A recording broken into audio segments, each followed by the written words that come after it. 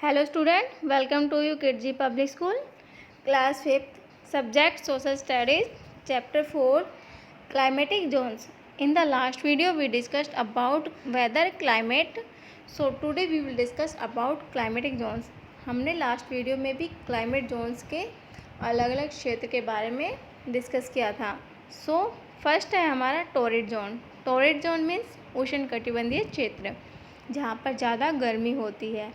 The torrid or tropical zone is also known as the tropics. The zone extends from the Tropic of Cancer in the north to Tropic of Capricorn in the south. These latitudes mark the northern and southern boundaries. The torrid zone is also known as hot zone as it is extremely warm throughout the year. Torrid zone को हम tropical zone के नाम से भी जानते हैं और ये हमारे एज अ ग्लोब के अकॉर्डिंग हमने अपने ग्लोब के अकॉर्डिंग अर्थ को अलग अलग लाइंस में डिवाइड किया है. सबसे ऊपर है हमारा Arctic circle, tropic of cancer, equator, tropic of Capricorn and Antarctic circle.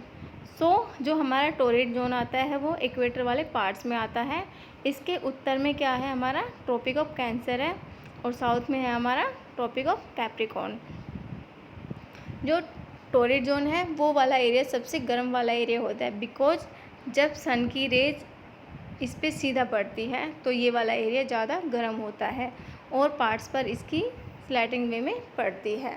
But equator वाले पार्ट्स पे सन की रेज ज़्यादा पड़ने के कारण यहाँ पे क्या होती है गर्मी होती है. It is extremely warm through out the year, यानी कि पूरे साल ये ज़्यादातर समय में गर्म ही रहता है. Temperate zone. The temperate zone extends from Tropic of Cancer to the Arctic Circle in the northern hemisphere, as well as from Tropic of Capricorn to the Antarctic Circle in the southern hemisphere. This region has mild climate, generally ranging from warm to cool. अब हम बात करते हैं temperate zone की. Temperate zone में हमारा tropic of cancer वाला area जो नॉर्थन हेमिस्फीयर में उत्तरी गोलार्ध है हमारा ये, और ये है हमारा साउथर्न हेमिस्फीयर यानी कि दक्षिणी गोलार्ध. सो ट्रॉपिक ऑफ कैंसर हमारा उत्तरी गोलार्ध में आता है और ट्रॉपिक ऑफ कैप्रिकॉर्न हमारा दक्षिणी गोलार्ध में आता है. इस पे सन की रेज होती है वो थोड़ा सा तिरछी वे में पड़ती है. सो इसकी वजह से इसमें थोड़ा गर्मी और ठंड दोनों ही होती है. यहाँ पे जो क्लाइमेट होता है वो मॉडरेट होता है, ना ज़्यादा गर्म होता है और ना ही ज़्यादा ठंडा होता है. Next है frigid zone. The two frigid zone are the region north of the Arctic Circle in the northern hemisphere and the region south of the Antarctic Circle in the southern hemisphere. These are also called polar regions. Frigid zone are the coldest parts of the earth and are generally covered with ice and snow. Look at the picture. इसमें देखिए आप जो north pole में हमारा है, इस side है हमारा नॉर्थ पोल एंड देन इस साइड है हमारा साउथ पोल. इस साइड हमारा आर्कटिक सर्कल है एंड ये अंटार्कटिक सर्कल. तो ये दोनों हमारे क्या हैं फ्रिजिड जोन के अंदर आते हैं. और ये वाला एरिया ऐसा है जिस पे सन की रेज सीधी नहीं पड़ती है, जिसकी वजह से ये बहुत ही कम पड़ती है और ये मोस्टली पूरे साल ठंडा रहता है. जैसे हमारा हिमालय के पर्वत है वहाँ पर मोस्टली आइस जमी हुई रहती है. सो हमारा हिमालय इसी के अंदर आता है. फ्रिजिड जोन सबसे ठंडा जगह होता है हमारे अर्थ पे और ये पूरे साल बर्फ़ से ढका हुआ होता है और यहाँ पे बर्फ़बारी भी होती रहती है. Fact file. Do you see the snow capped mountain in the picture. आप इस पिक्चर में बर्फ़ से ढकी हुई पर्वत को देख रहे हो, पहाड़ को देख रहे हो. It is mount Kilimanjaro the highest mountain in Africa. ये अफ्रीका के अंदर सबसे ऊंचा पहाड़ है जिसका नाम है mount Kilimanjaro. It is located at 3 degree south latitude very close to equator. ये इक्वेटर के बिल्कुल पास में है. Still it is very cold because it rises to a height of 5895 metres above the mean sea level. Sea level के according अगर हम बात करें तो ये बहुत ही ऊंचा है, 5895 मीटर्स की ऊंचाई पर है। Altitude, do you know why people like to go to hill stations during summer? आप जानते हो कि पीपल पहाड़ी इलाकों में समर के टाइम में जाना क्यों पसंद करते हैं? It is cooler there because of the altitude, क्योंकि जो एल्टीट्यूड वाला एरिया होता है वो ठंडा होता है। एल्टीट्यूड मीन्स होता है, altitude means height of a place above the mean sea levels, यानी कि समुद्री लेवल के अकॉर्डिंग जो क्षेत्र ऊंचाई पर होता है, जहाँ पे पहाड़ वगैरह होते हैं वहाँ पर समर टाइम में भी आपको बर्फ़ वगैरह दिखाई देती है। The temperature decreases with an increase in altitude. So यहाँ इस वाले एरिया में जो तापमान ऊंचाई पर जाते जाते घटता जाता है।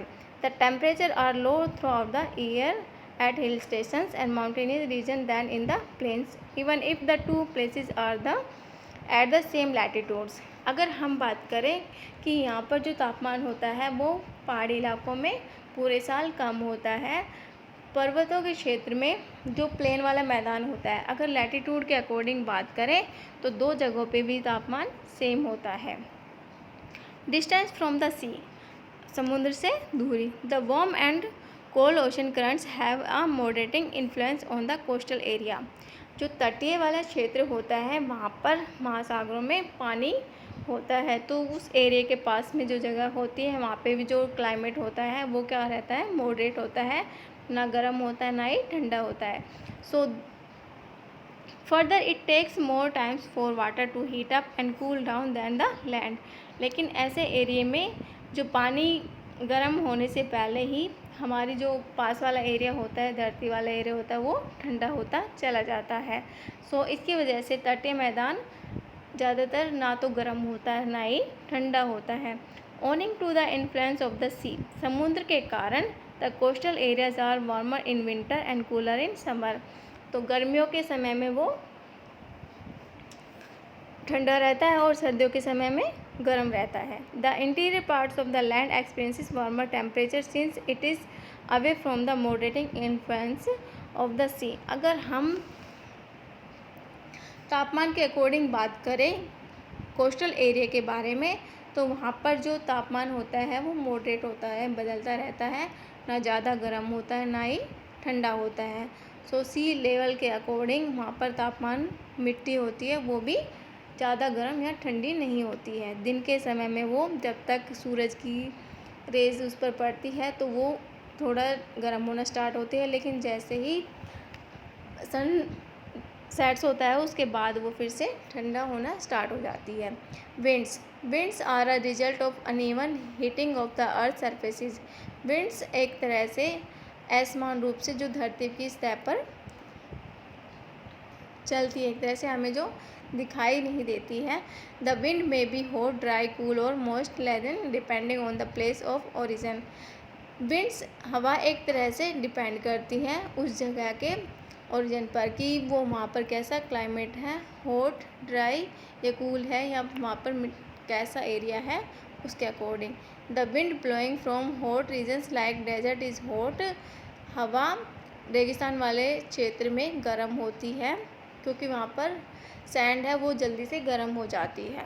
Loo is the hot winds that blows from the Great Indian Desert to parts of north India. भारत के उत्तरी क्षेत्र में द ग्रेट इंडियन डेजर्ट है, वहाँ पर हवा जो है वो गर्म रहती है और उसे हम क्या कहते हैं, लू कहते हैं। Wind from cold regions has a cooling effect. Monsoon winds the blow from Indian ocean are moisture laden and bring rain.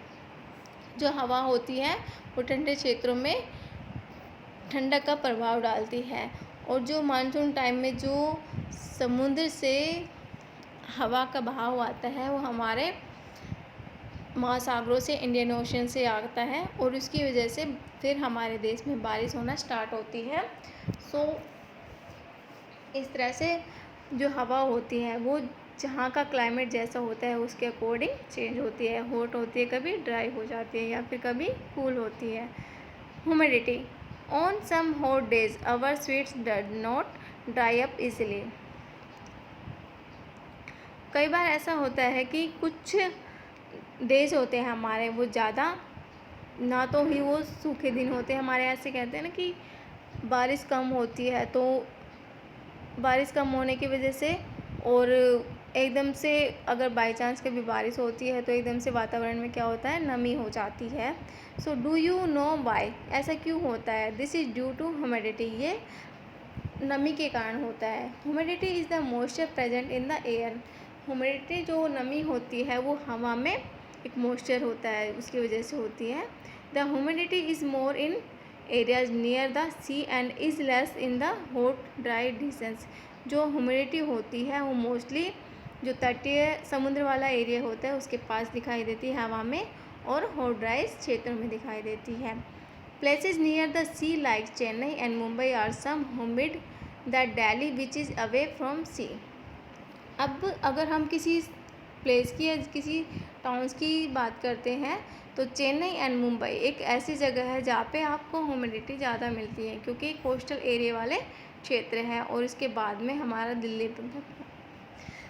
Which is away from sea, और जो हमारी दिल्ली है वो सी से बहुत, मतलब कि दिल्ली हमारे सी लेवल एरिया के पास में नहीं है, लेकिन चेन्नई और मुंबई ऐसे जगह है जहाँ पे ह्यूमिडिटी आपको दिखाई देती है। So there are some difficult words in this lesson. First, climatic. Second, typhoon. Determines. Equator. Koramangala. Classification. Slanting. Altitude. Influence. Kilimanjaro. Hemisphere. Moisture. Coastal. Antarctic. Laden. Decreases. And word meaning. Climate. Climate means जलवायु। Climate means जलवायु होता है। जो जलवायु होती है, The climate is the common average weather condition over a long period of time. जो climate होता है वो लंबे समय के अंतराल के बाद में चेंज होता है, लेकिन weather means मौसम। Weather is the condition of the atmosphere at a particular place and time. Forecasting, पूर्वा अनुमान लगाना, मीन्स कोई भी अगर घटना घटती है उससे पहले से ही अनुमान लगा लेना कि क्या होने वाला है। लैटिट्यूड, अक्षांश। क्लाइमेटोलॉजी, जलवायु विज्ञान शास्त्र। स्लैंटिंग, तिरछा झुका हुआ। इन्फ्लुएंस, प्रभाव। फ्रिजिड, ठंडा। प्रेडिक्शन, भविष्यवाणी। टाइफून, आंधी या तूफान। टोर्नेडो, बवंडर। एल्टीट्यूड, ऊंचाई। ह्यूमिडिटी, नमी। ओविंग, कारण से। Thank you.